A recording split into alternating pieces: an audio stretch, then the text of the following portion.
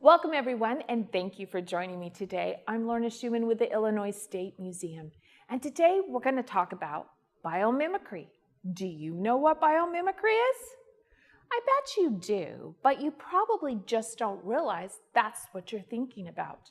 Have you ever looked at an animal and went, that's really cool what they're doing. I wish I could do something like that. And then it spurred some idea in your head where you wanted to try something or adapt or change what they were doing in order to make it work for you to help solve some problem.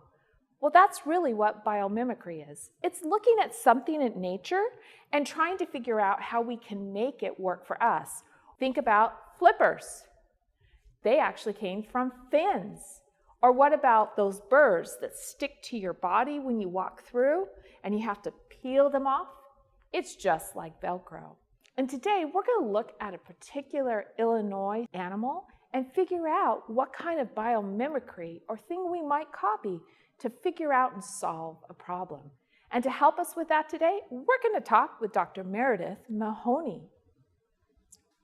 Hi, Meredith. Hi, Lorna. Hey, how are you doing? All right, thank you. Well, good. We're looking at tree squirrels today, and I know they are amazing creatures.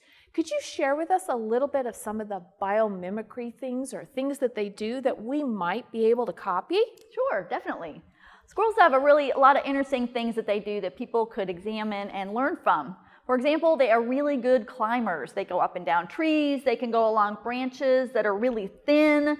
They can jump from branch to branch and land really easily. They use their long tails to help balance when they're doing a lot of this climbing and jumping.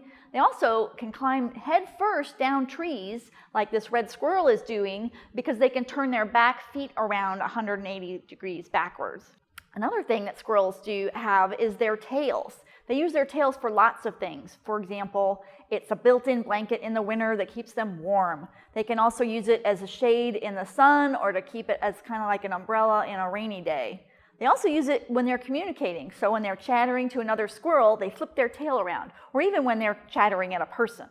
Another thing that squirrels do is that they, in the winter and fall, hide seeds and nuts and bury them all around the trees and in the forest where they live. They can bury the seeds and nuts together in one big group, which is like having it in like your refrigerator all together, or they bury them one by one all over the place.